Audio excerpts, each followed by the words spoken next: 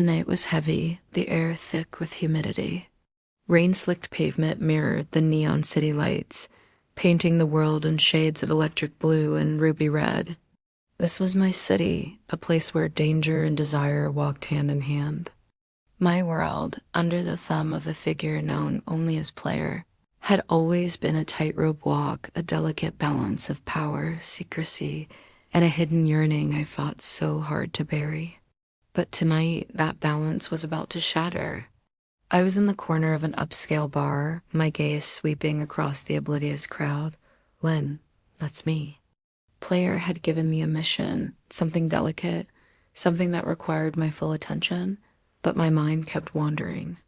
It kept drifting to her, to Jane, with that mischievous smile that could disarm a firing squad, and the way her hand would brush against mine during meetings, leaving a trail of sparks neither of us could ignore. I shook my head, trying to clear the thought. No, I couldn't. I shouldn't. Love was a liability in this world, a weakness I couldn't afford. And yet it was eating me alive from the inside out. Then a familiar laugh cut through the low thrum of the music. My head snapped up. There she was, Jane, casually elegant, her presence both commanding and impossibly warm. Our eyes met across the crowded room, and for a single suspended heartbeat, the world around us simply ceased to exist. My chest tightened, a knot of every suppressed emotion I'd ever felt, threatening to burst. She began to walk towards me, her steps deliberate, graceful, like a cat closing in on its prey. But the prey was me, and the danger, I knew, was entirely mutual. Lynn, she said, her voice a soft murmur as she leaned in, so close I could feel the warmth of her breath. We need to talk. Such simple words, but they landed with the weight of an anchor, pulling me down into the depths I'd been trying to escape. I don't think I started, my voice weak, but her finger pressed gently against my lips, silencing my half-hearted protest. You can't hide it from me, she whispered, a playful yet deadly serious glint in her eyes. And don't even try. I've seen the way you look at me, always. Hate flooded my cheeks. My heart hammered against my ribs as a montage of stolen glances, subtle touches, and accidental brushes flashed through my mind. Every single moment I had tried to dismiss as nothing. I wanted to resist, to push her away, but the pull between us was magnetic, undeniable. Jane, this isn't the time, I managed to murmur, but my voice was a traitor, thick with the very desire I was trying to deny. Her smile softened. She reached out, her touch gentle as she tucked a damp strand of my hair behind my ear. The gesture was so intimate, so tender, yet it was loaded with a tension so thick you could cut it with a knife. Maybe not, she admitted, her gaze locked on mine. But some truths don't wait for the perfect moment. They demand to be felt, even if it's risky. The bar, the music, the people, it all just faded into a blur. We were standing in our own bubble, two separate worlds colliding in one fragile, impossible moment. My resolve, so carefully constructed over the years, finally cracked. A dam breaking under the immense pressure of unspoken feelings. I took a half step forward, closing the last inch of distance between us, and then her lips met mine.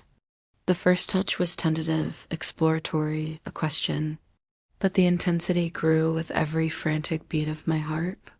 Our hands found each other, fingers lacing together, as if we were trying to anchor ourselves in the sudden, shocking reality of this moment. Lynn, Jane whispered against my lips, her voice shaky. I don't care what Player says or what anyone thinks. I can't stop this. My breath hitched. I had spent so long, so damn long, trying to be in control, to separate love from duty, desire from strategy. And here, in her arms, all my defenses were melting away like ice in the summer sun. I feel the same, I confessed, my voice trembling with the weight of the admission. But this could ruin everything. Maybe, she conceded, pulling back just enough to look into my eyes, her own shining with a fierce conviction. But if we keep denying this, it will consume us anyway. I'd rather risk everything for this.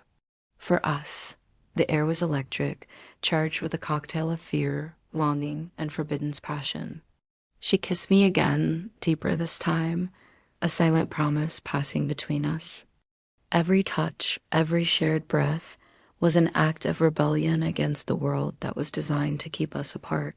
Player's empire, with its cold rules and calculated manipulations, was our reality. But tonight, right here, Jane and I had carved out a space outside of it, a moment that was purely, beautifully our own. Outside, the rain began to fall harder, drumming a frantic rhythm against the tall windows. But inside, my world had narrowed to just the two of us, caught in the powerful gravity of a love we could no longer deny.